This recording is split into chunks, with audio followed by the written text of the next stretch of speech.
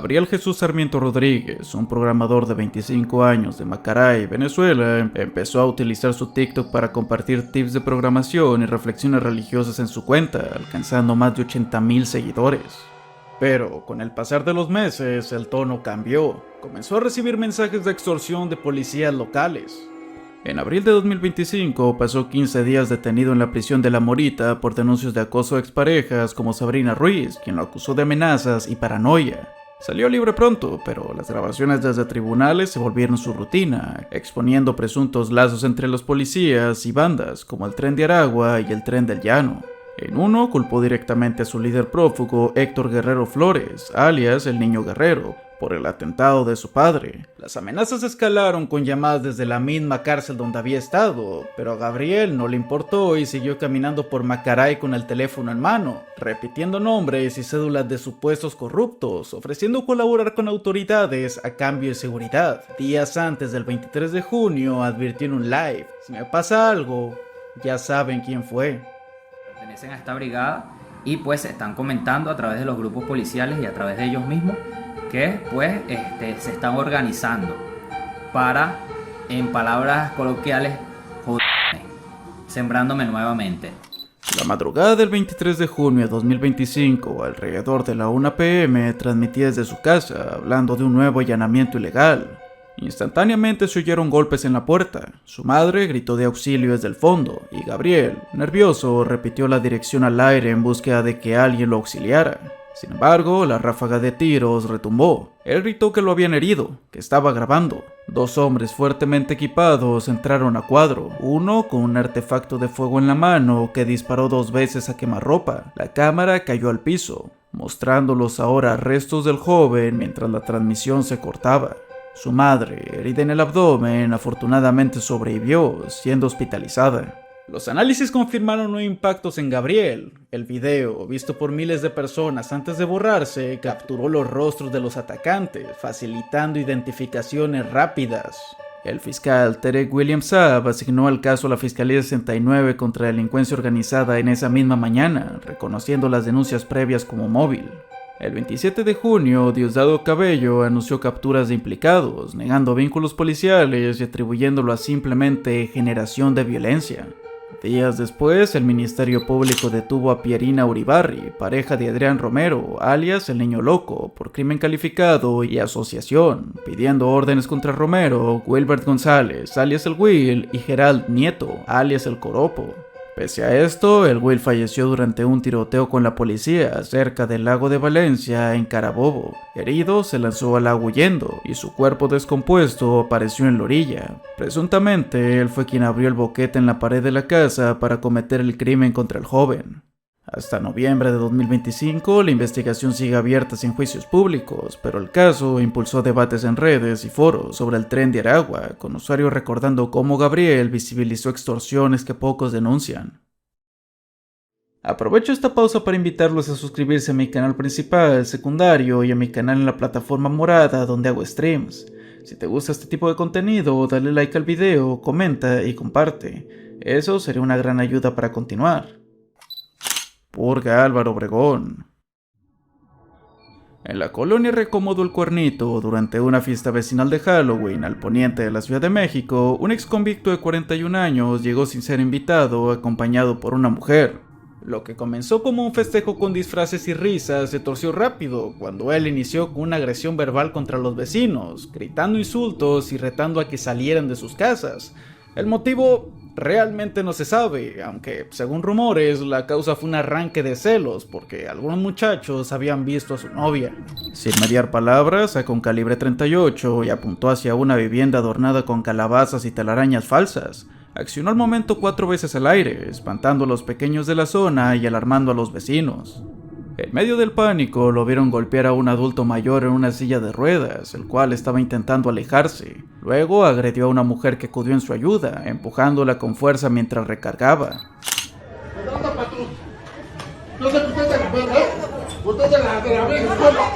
Los videos captados por celulares muestran cómo él gritaba amenazas crudas accionando a la fiesta, aun cuando adentro se encontraban menores de edad.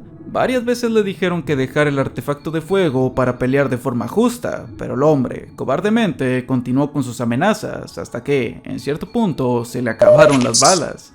Fue ahí que los vecinos disfrazados de payasos, momias y zombies abandonaron su escondite para así darle su merecido, mientras su acompañante intentaba vanamente protegerlo.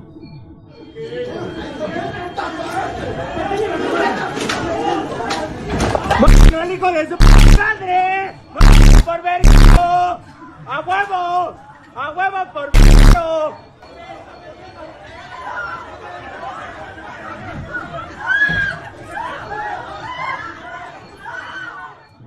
Los oficiales llegaron minutos después, separando a la gente y resguardando al hombre, que paramédicos revisaron, diciendo que tenía contusiones leves en la cabeza y brazos, pero que, desafortunadamente, no tenía daños graves. Lo trasladaron directo al Ministerio Público de la Zona Poniente, donde un cruce de datos confirmó sus antecedentes penales. Ahí se inició un proceso para cargos por portación ilegal, amenazas y lesiones, aunque el linchamiento vecinal podría complicar las imputaciones contra los que lo golpearon.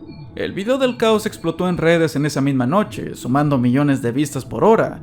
Usuarios lo bautizaron como la purga Álvaro Obregón por la ironía de una horda disfrazada sometiendo a un hombre armado en plena fiesta de terror. Hasta el día de hoy el caso sigue en indagatoria y sin una resolución pública, fuera de rumores de que todo se debió a un arranque de celos. Marco Arenas.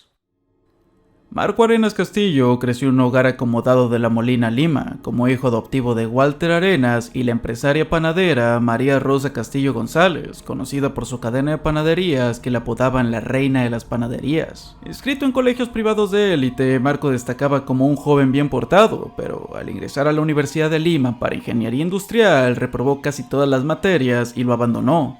Sus padres lo matricularon en psicología empresarial, pero repitió el fracaso.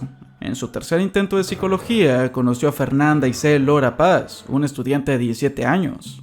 En 2013, con Marco de 22, iniciando una relación intensa, marcada por derroches que él financiaba robando dinero y joyas de sus padres adoptivos, sacando dinero de sus carteras y de sus tarjetas bancarias. La pareja disfrutaba de pasatiempos crueles, atacaban a pájaros a piedrazos, derribaban nidos y lanzaban huevos a peatones desde la camioneta familiar. Cuando no se veían, Marco jugaba a Hitman, fascinado por las escenas de estrangulamiento virtual, o también veía películas de terror. La ambición escaló cuando Fernanda cumplió 18 años y quisieron fugarse, fingiendo su propio cautiverio forzado. Marco exigió $15,000 a sus padres como rescate, alegando que Fernanda había sido raptada. Con el dinero, volaron a Chile. Los padres denunciaron la desaparición de ambos el 27 de agosto. Días después, Marco contactó a su padre por Facebook, quejándose de fondos agotados y pidiendo pasajes de regreso. Al volver a Lima, Walter y María Rosa los perdonaron, pero Marco siguió robándoles, ignorando los regaños y castigos que les daban, los cuales solamente lo enfurecían más. No quiero aclarar nada contigo, yo no tengo nada que... Si tú me dices que eres un hombre, sí. hombre, afronta, soy tu mamá. Ya, y a mí que me interesa, lamentablemente era mi mamá.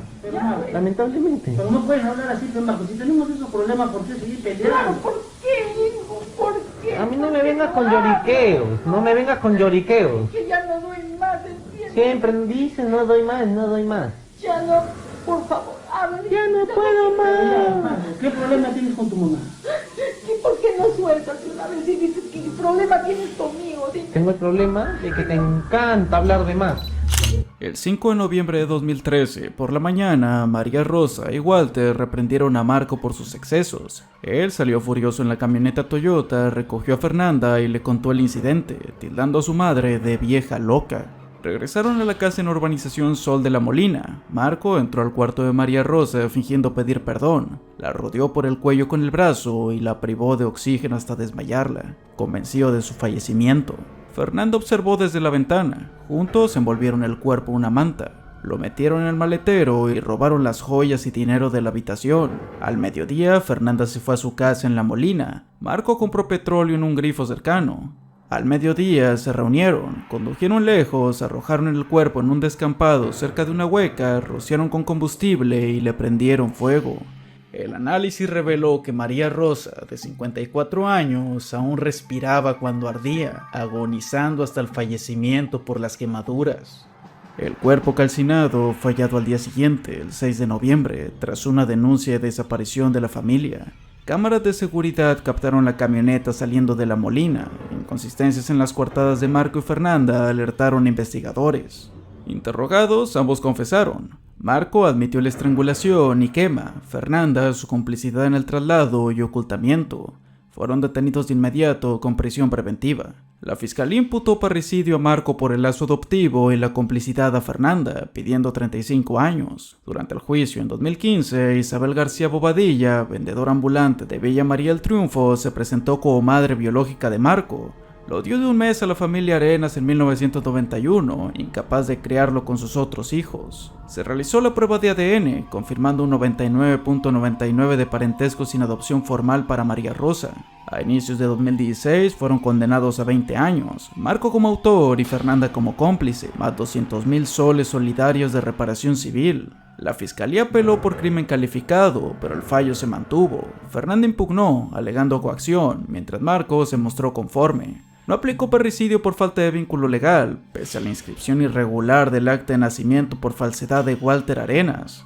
Marco cumple pena, donde ha pedido beneficios como libertad condicional sin éxito, manteniendo un perfil bajo. Fernanda, ahora de 29, está en Chorrillos, participando en talleres de rehabilitación y educación para reducir su pena. Podrían salir en 2033, incluso antes con buena conducta, pero el caso resurgió en abril de 2025, con un documental que reveló videos inéditos de la computadora de Marco, mostrando insinuaciones de Fernanda donde decía cosas como "lo acabas tú o lo acabo yo".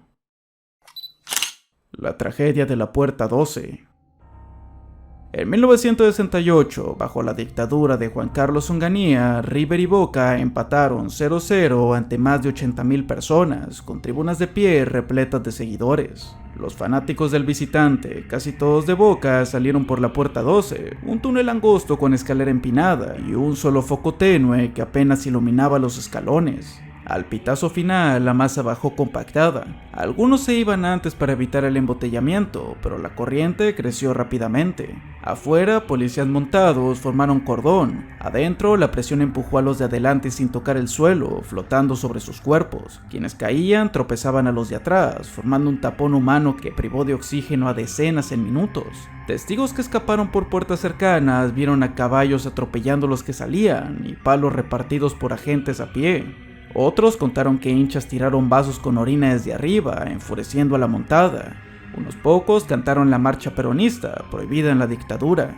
La puerta acordeón estaba abierta, pero extendida unos 60 centímetros, obstruyendo. Los molinetes se encontraban corridos, no removidos del todo. Cuerpos morados irreconocibles rodaron escaleras abajo. Paramédicos marcaron números en pechos para distinguir a vivos de fallecidos. La cifra oficial fue de 71 pérdidas, en su mayoría jóvenes de no más de 19 años y 150 heridos, que, pese a su estado deplorable, habían sobrevivido. Sin embargo, familias juran que fueron más de 200 pérdidas humanas. River culpó a la prisa colectiva, mientras Boca cayó décadas. La investigación penal absolvió a los dos directivos millonarios por negligencia, nunca tocando a la federal. La AFA juntó $100.000 con ambos clubes, unos 1.000 por cada fallecido, a cambio de una firma para no demandar. Solo dos familias rechazaron y ganaron $50.000 cada una en un juicio civil.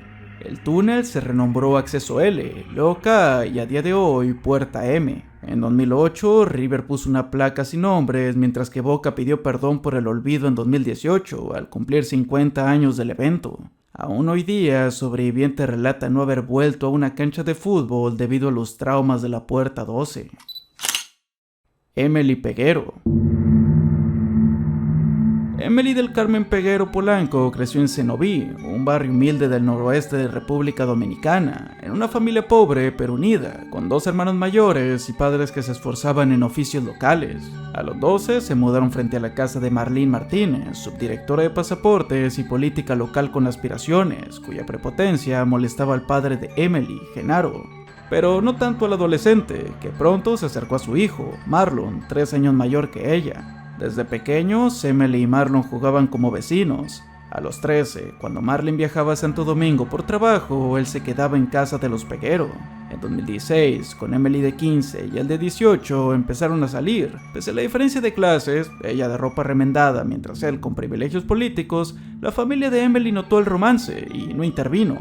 Marlon parecía protector, Se había creado con ellos, aunque su madre enviaba mensajes presionando a la chica por su inmadurez. A inicios de 2017, Emily descubrió su embarazo de 3 meses. La familia lo supo una semana antes del crimen. Sorpresivamente, estuvieron dispuestos a apoyar el embarazo. Marlene, la madre del joven, se puso furiosa por el escándalo que podría provocar en su reputación. Mandó textos a Emily suplicando y exigiendo deshacerse del feto, un acto ilegal en el país y castigado con cárcel, pero la adolescente rechazó la idea. Pese a que Marlon fingió apoyo inicial, las contradicciones crecieron. Emily, de 16 años, ya con 5 meses de gestación, salió de la casa por la mañana con Marlon, supuestamente para recoger resultados de análisis en una clínica. Él la llevó a un apartamento vacío de su madre en el edificio Vista al Mar. Ahí la obligó a ingerir una sustancia tóxica para inducir la interrupción del embarazo. La joven se resistió y fue herida. Al ver la situación, Marlon la empujó, causándole un golpe en la cabeza que hundió su cráneo y provocó su fallecimiento. Al mediodía, Marlon llamó a su mamá.